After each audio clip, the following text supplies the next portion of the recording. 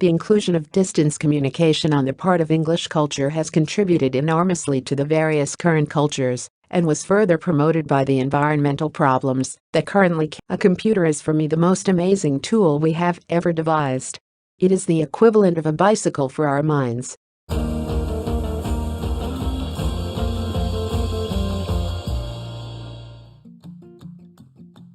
Hello, I'm Andrea Kelly. As part of our focus on education today, we're also bringing you local stories.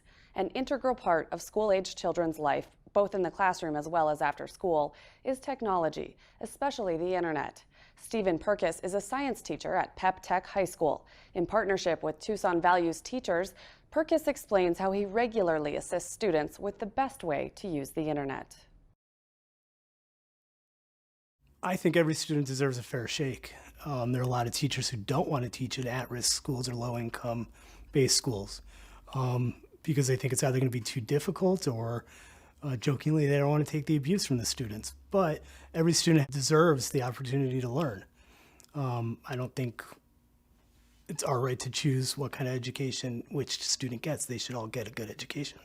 It seems to be a push, I think, nationwide to integrate more technology into the classroom.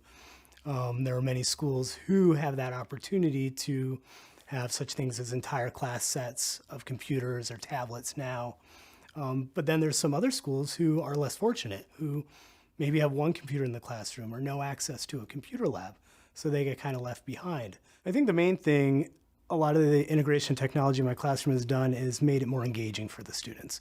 There's less textbook work, there's less packet work, there's more interactive work, more videos, more audio, more hands-on activities that they can do. Access to the internet resources and the technology we do creates limitless opportunities for the teacher in the classroom. There are millions of resources on the internet that are there to be tapped by teachers. Such sites as PBS Learning Media or Discovery Channel or even National Geographic has resources for teachers designed by teachers.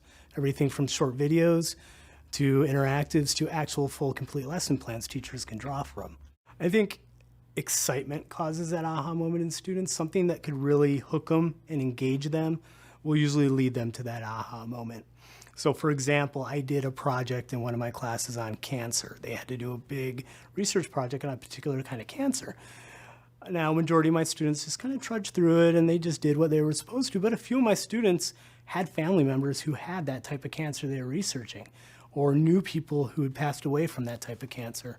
And being able to introduce them to the media on the internet and have them learn about it on their own, self-guided, using that technology, was amazing. It was awesome. It was fun to watch. And it's trial and error. I mean, you can set them free on the computer to figure that out for themselves and just give them, show them how to use a search engine and how to filter all of it. When I give them projects, I will give them suggested websites to start with. So I think they build that trust in the information that I'm giving them rather than figuring it out for themselves. So it is a guided process, yes.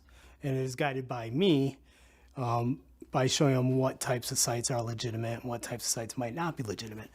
Using maybe a nationally renowned website versus a blog or, a message board. I have taught them the difference between that.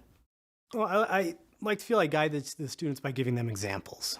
What would be considered a quality website for information, and then what would not be considered a quality website for information.